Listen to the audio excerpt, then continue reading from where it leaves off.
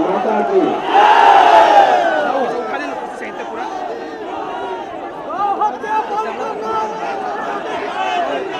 मंच पर विराजमान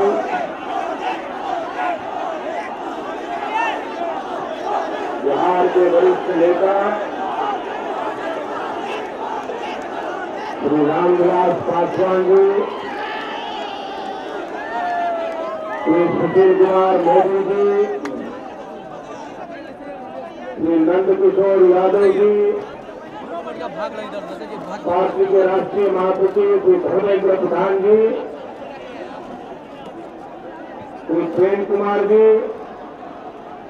श्री वीरेंद्र सिंह जी, श्री श्यामदेव पासवान जी, श्री सुरेंद्र सिन्हा जी, श्री चित्ररंजन कुमार जी,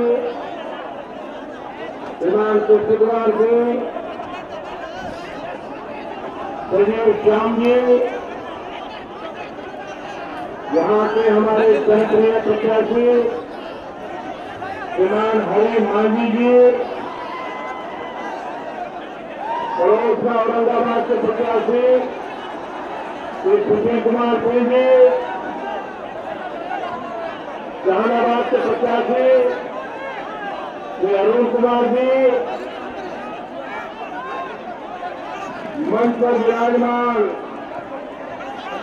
सभी वरिष्ठ महानुभाव, मगध के, भूमि के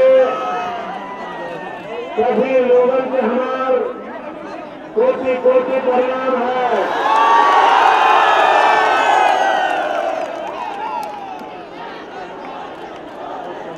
आप पर्दा हटा दीजिए, लोगों को दिखाई नहीं दे रहा, दिखाएंगे।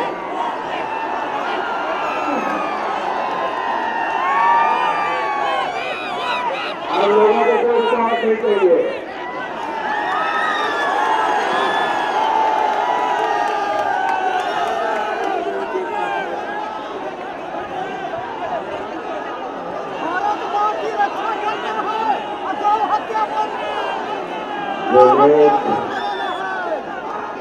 बंद कमरे में बैठ करके टीवी मीडिया वालों को बुला करके आए दिन गालियां दे रहे हैं, आलोचना कर रहे हैं, बड़ी बुरी बातें बता रहे हैं, झूठ फैला रहे हैं। उनसे मेरा अनुरोध है कि एक बार आकर के इस मैदान का नजारा देख लीजिए।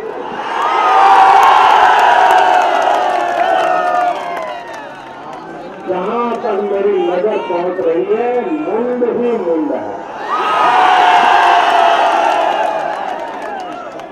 चुनाव सभाएं कभी ऐसी होती नहीं है जो आज मैं देखा। भाइयों बहनों, ये चुनाव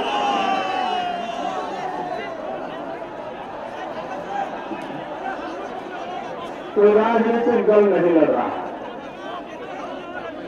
ये चुनाव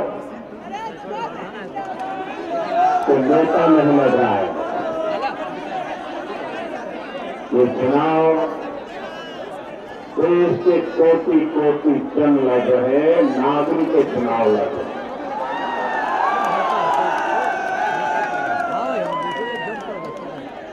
भाइयों बहनों, पहला चुनाव ऐसा है कि जिसमें अभी मतदान नहीं हुआ है। कई स्थानों पर कभी नामांकन की प्रक्रिया चल रही है। उसके बावजूद भी देशवासियों ने चुनाव नतीजा घोषित कर दिया है।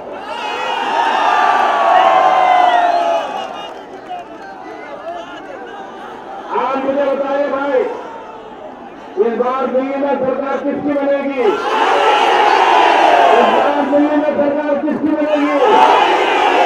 इस बार दिल्ली में सरकार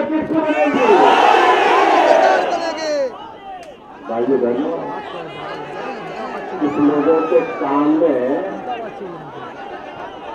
आवाज पहुंचाने के लिए 3 बार बोलना पड़ता है।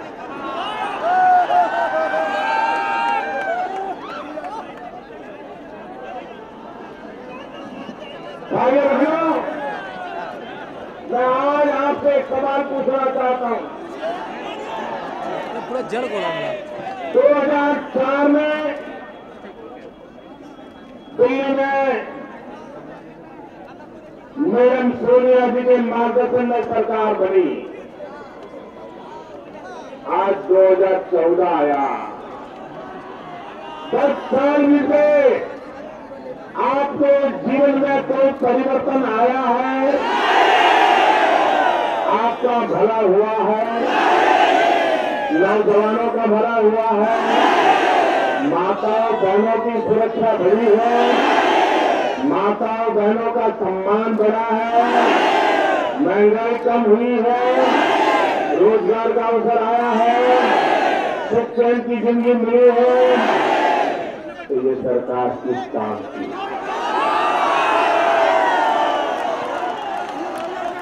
जो आपको कुछ भी नहीं दे सके, वो सरकार किस काम की? भाई बहनों, और इसलिए ये हम सबका दायित्व है कि हम इस देश को बचाने के लिए इस सरकार को उखाड़ के फेंक दें।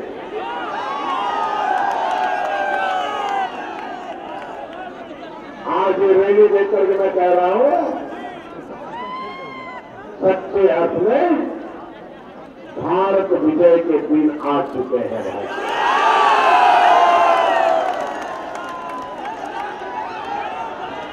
ये भारत विजय रैली महंगाई के ऊपर भारत का विजय हो, भ्रष्टाचार के ऊपर भारत विजयी हो, कुशासन के ऊपर भारत विजयी हो, किसानों के अपमृत्यु पर भारत विजयी हो, माताओं बहनों की असुरक्षा पर भारत विजयी हो, मां बहनों के सम्मान के लिए भारत विजयी हो। इस सपने के लिए ये भारत विजय रैली निकल के हम चले।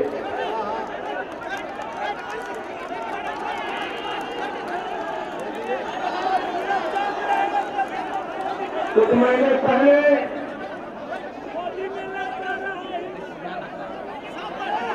बुद्ध की इस भूमि को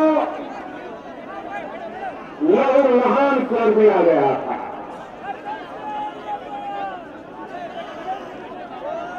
इस भूमि ने विश्व को शांति का संदेश दिया, भाईचारे का संदेश दिया, दया और करुणा की ज्योत जगाई। उसी भूमि पर देश के दुश्मनों ने आतंक फैलाया, इस धरती को लहूलुहान कर दिया। लेकिन भाइयों बहनों, यहाँ की सरकार को इसकी चिंता नहीं हुई। उनको तो एक ही चिंता रहती है, कहीं उनको वोट बैंक को खतरा न लग जाए।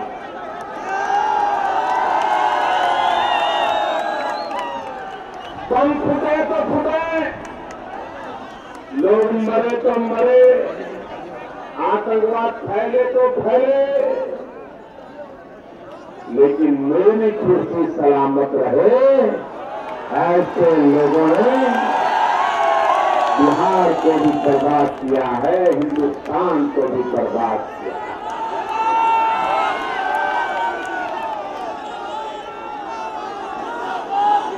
आप मुझे बताइए भाइयों बहनों, इस देश से आतंकवाद जाना चाहिए कि नहीं जाना चाहिए? आतंकवाद खत्म होना चाहिए। आतंकवादियों को सजा मिलनी चाहिए। देश को आतंकवाद से मुक्त करना चाहिए। ये दिल्ली में बैठे हुए लोग कर सकते हैं, ये पटना में बैठे हुए लोग कर सकते हैं। कौन कर सकता है? कौन कर सकता है? कौन कर सकता है? भाई बहनों, हिंदुस्तान की धरती पर से निर्दोषों को मौत के घाट उतारने वाले, इस धरती को लहूलुहान करने वाले आतंकवाद को खत्म करने का हमें संकल्प करना होगा।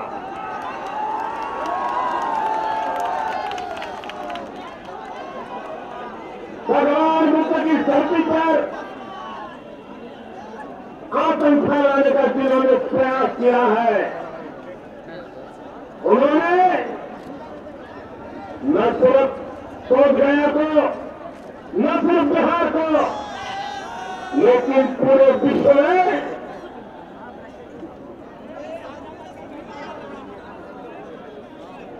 बुद्ध प्रेमी देशों को भारत से नाता तोड़ने के लिए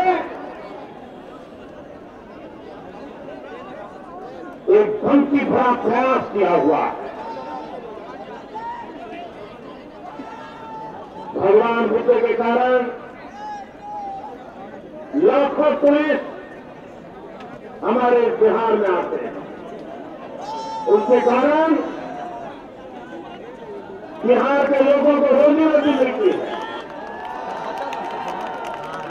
और टूरिज्म एक ऐसा क्षेत्र है जिसके विकास से गरीब से गरीब को रोजी रोटी मिलती है।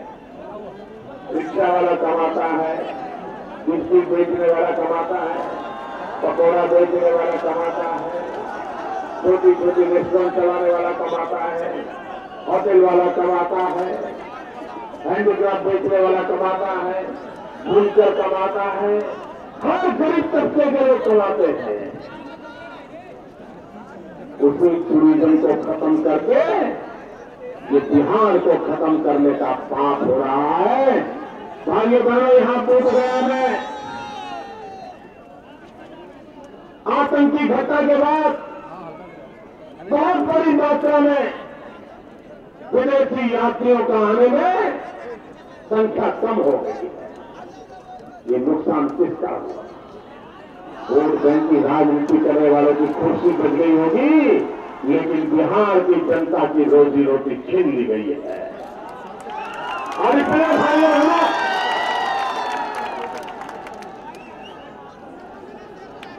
आतंकवाद ये देश को एक बहुत बड़ा खतरा बना हुआ है। और वोट बैंक की राजनीति करने वालों ने अपने निहित राजकीय स्वार्थ के खातिर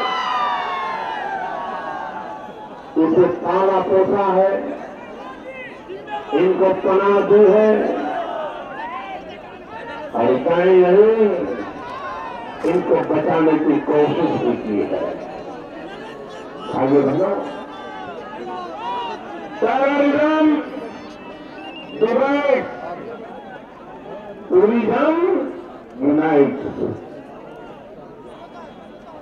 आतंक जुदा कर देता है, तोड़ देता है, छोड़ देता है, लेकिन तमाशा विश्व को जोड़ने का काम करता है। Terrorism divide, tourism unite. और ये भूमि जोड़ने की भूमि है, तोड़ने की भूमि नहीं है। लेकिन उसी को ही खून से रंग दिया गया है। भाई बहनों,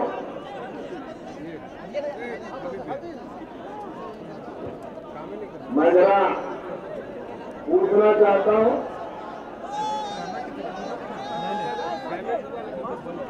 जरा दिल्ली सरकार भी मुझे जवाब दे। अब बिहार सरकार भी जवाब दे, और जो भी जेल से आए हैं वो भी जवाब दे।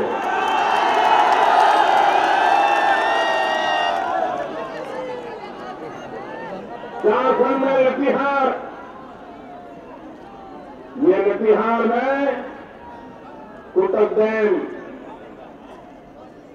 1975 में ये डैम बनाने की शुरुआत हुई। 1975 में डैम बनाने की शुरुआत हुई, लेकिन भाइयों बहनों, एनवायरमेंट के नाम पर, पर्यावरण के नाम पर उसे रोक रखी गई। अब तक उस पर 800 करोड़ रुपया खर्च हो चुका है। ये पैसा किसका? बिहार की गरीब जनता की मेहनत का पैसा, बिहार के नागरिकों का पैसा है। लेकिन उसके बावजूद भी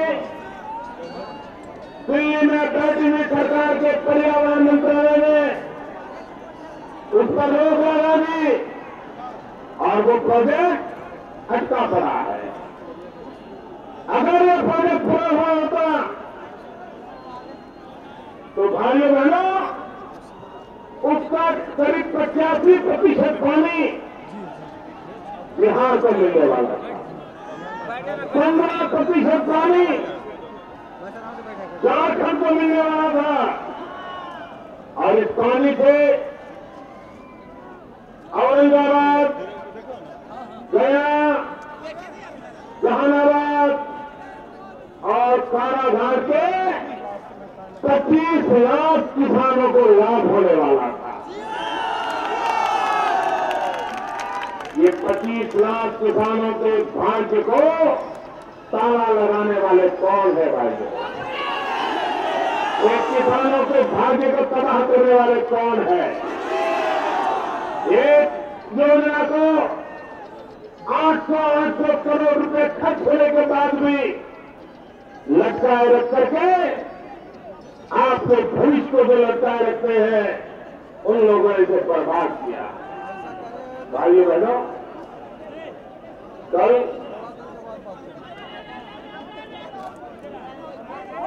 कांग्रेस पार्टी ने अपना घोषणा पत्र जारी किया।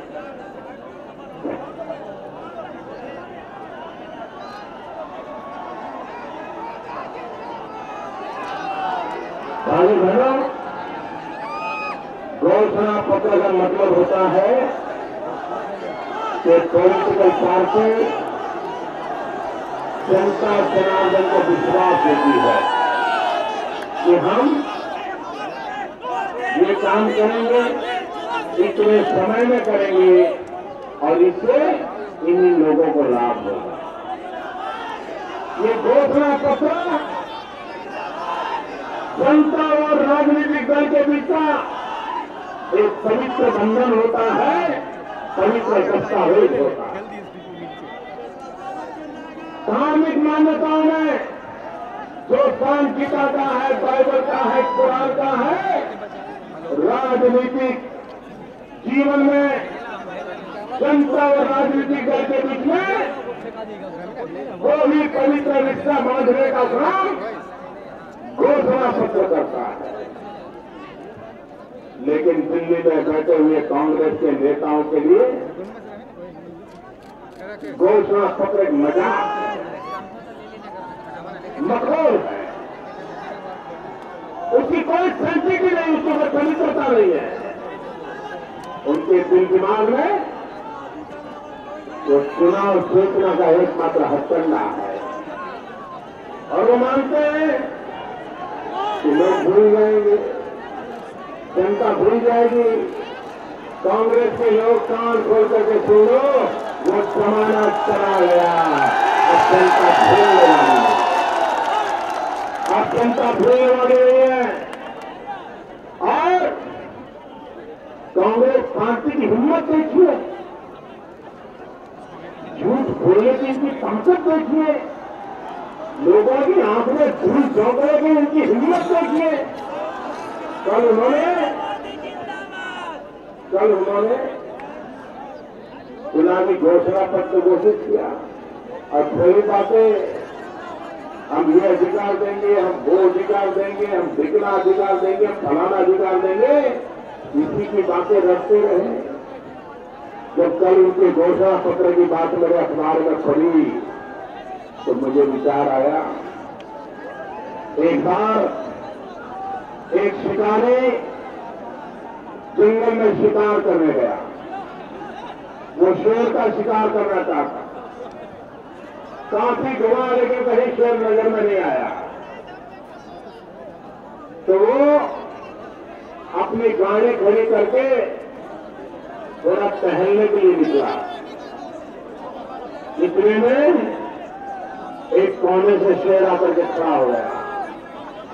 अभी अपनी बंदूक गाड़ी को छोड़ के आया था, शेर सामने खड़ा हो गया। अब करे क्या? तो इसने क्या किया, अपनी जेब से राइफल का लाइसेंस निकाला और शेर को लाइसेंस दिखाया। मेरे पास लाइसेंस है, मेरे पास लाइसेंस है। भाइयों बहनों, तो दिल्ली की सरकार आपको ये अधिकार, वो अधिकार, ये राइट, वो राइट, वो एक्शन करने के लिए तैयार नहीं है। भाइयों, देश तुम्हारे एक्ट से तंग रखता है, देश को एक्शन चाहिए। उन्होंने इस बार फिर से अपने चुनावी घोषणा पत्र में कहा है, उन्होंने कहा है, भाइयों बहनों, कांग्रेस के घोषणा पत्र की मैं जरा विस्तार से बात करना चाहता हूं। कांग्रेस ने अपने घोषणा पत्र में कहा है कि वे महंगाई कम करेंगे। आपको भरोसा है? आपको भरोसा है? मुझे बताइए उनकी झूठ बोलने की हिम्मत कैसी है? देखिए उनका ट्रैक रिकॉर्ड देखिए।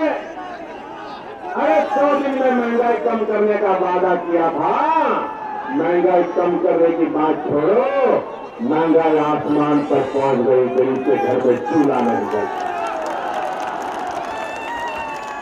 उन्होंने ये कहा है इस चुनावी मैनिफेस्टो में कि वे मैन्युफैक्चरिंग क्षेत्र में 10% वृद्धि सुनिश्चित करेंगे। और उनका ट्रैक रिकॉर्ड कैसा है? ये 10% का वादा कर रहे हैं। उनका ट्रैक रिकॉर्ड कैसा है? 2012-13 में मैन्युफैक्चरिंग वृद्धि दर 1.1% था, 1.1%, और बात कर रहे हैं 10% की। 2013-14 उनका ग्रोथ था -0.2, और आज हमारी आंख में धूल झाँक करके वो 10% की बात कर रहे हैं। भाइयों बहनों, ये कांग्रेस वाले पुरानी टैग बजा रहे हैं, टैग बजा रहे हैं। उनका ट्रैक रिकॉर्ड, उनकी बातों में विश्वास करने योग्य नहीं है। उनकी ट्रैक रिकॉर्ड सुनकर के हम भरोसा न करें, उनका ट्रैक रिकॉर्ड देखा जाए। उनका ट्रैक रिकॉर्ड देश को पीछे ले जाने वाला है। भाई बहनों, उन्होंने देश के नौजवानों के सामने फिर एक लॉलीपॉप दे दिया। ये कहते हैं हम 10 करोड़ लोगों को रोजगार देंगे, 10 करोड़ लोगों को। पिछले चुनाव में कहा था हर परिवार से एक नौजवान को रोजगार देंगे। मैं भाइयों बहनों पूछना चाहता हूं, दिल्ली सरकार ने आपको रोजगार दिया है? जरा जोर से बोलिए, आपको रोजगार मिला है? आपके कोई अड़ोसी पड़ोसी को मिला है? आपके कोई मित्र को मिला है? अरे यूपीए सरकार तो जॉबलेस ग्रोथ के लिए जानी जाती है, कोई नए रोजगार नहीं दिए, अब फिर लॉलीपॉप पकड़ा रहे हैं कि 10 करोड़ रोजगार देंगे। भाइयों बहनों, उन्होंने 10 करोड़ लोगों को स्किल डेवलपमेंट का वादा किया, हुनर सिखाएंगे। कौशल्यवर्धन करेंगे। उनका ट्रैक रिकॉर्ड क्या है? ये वादा उन्होंने पिछले चुनाव में भी घोषणा पत्र में किया था, लेकिन भाइयों बहनों उन्होंने कोई काम नहीं किया। एक के बाद एक कमेटियां बनाते रहे, प्रधानमंत्री की अध्यक्षता में कमेटियां बनी, कभी कमेटी की मीटिंग नहीं हुई और कोई स्किल डेवलपमेंट का काम नहीं हुआ। गुजरात जब स्किल डेवलपमेंट में आगे बढ़ रहा था, आखिर मनमोहन सिंह जी की सरकार को कहना पड़ा कि गुजरात का मॉडल स्वीकारो और देश की सरकारों को बताओ कि गुजरात की तरह कर दो। कोई काम नहीं किया। भाइयों बहनों, वो कहते हैं भ्रष्टाचार विरोधी कानून लाएंगे, आपके गले उतरता है। कांग्रेस भ्रष्टाचार खत्म कर सकती है? कांग्रेस का भ्रष्टाचार खत्म करने का इरादा है? अरे पूरी एबीसीडी अब नई लिखी जा रही है, ए टू जेड। ए फॉर आदर्श घोटाला, बी फॉर बोफोर्स घोटाला, सी फॉर कोयला घोटाला, जेड तक भी घोटाला पहुंच जाता है। ये नई एबीसीडी भ्रष्टाचार की लिखने वाली कांग्रेस पार्टी, उसके मुंह में हम भ्रष्टाचार दूर करेंगे, ये उनके मुंह में शोभा नहीं देगा। ये कांग्रेस पार्टी कह रही है।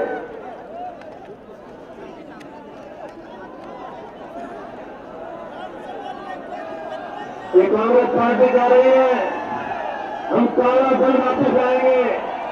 आप मुझे बताइए, कांग्रेस की बात में भरोसा है? आप मानते हैं कि देश का काला धन विदेशी बैंकों में पड़ा है?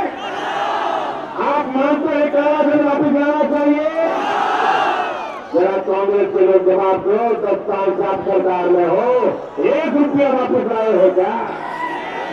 आप मुझे बताइए भैया, आपको काला धन वापस कौन लाएगा? किस पर भरोसा है? काला धन वापस कौन लाएगा? किस पर भरोसा है? कांग्रेस की बातों पर भरोसा है? भाइयों बहनों, इन्होंने कहा है हम ग्राम न्यायालय शुरू करेंगे, रूरल कोर्ट, ग्राम न्यायालय शुरू करेंगे।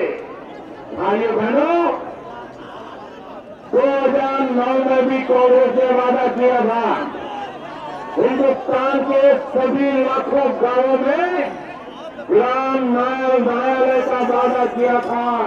लेकिन मुझे दुख के साथ कहना है कि दिल्ली में बैठी हुई कांग्रेस सरकार 5000 गांवों का भी काम नहीं कर पाई और सिर्फ 152 गांवों में ग्राम न्यायालय तय किए हैं। 5 साल में सिर्फ 152 ग्राम। क्या आप उन पर भरोसा करोगे? आइए बहनों, वो कहते हैं जल्दी न्याय मिले, इसलिए हम फास्ट ट्रैक कोर्ट चलाएंगे। भाइयों बहनों, अटल बिहारी वाजपेयी की सरकार ने फास्ट ट्रैक कोर्ट की परंपरा प्रारंभ की थी, लोगों को जल्द से जल्द न्याय मिले। लेकिन आज मेरे दुख के साथ कहना है कि 2011 में डॉक्टर मनमोहन सिंह जी की यूपीए सरकार ने फास्ट ट्रैक कोर्ट के लिए जो पैसे दिए जाते थे वो देना बंद कर दिया। आपने 2011 में फास्ट ट्रैक कोर्ट बंद हो, इसके लिए कारनामे रखे और आज जनता को आप फास्ट ट्रैक कोर्ट से वादा कर रहे हो। भाइयों बहनों, ये जनता की आंख में फूट झोंक रहे हैं, ये जनता के साथ धोखा कर रहे हैं।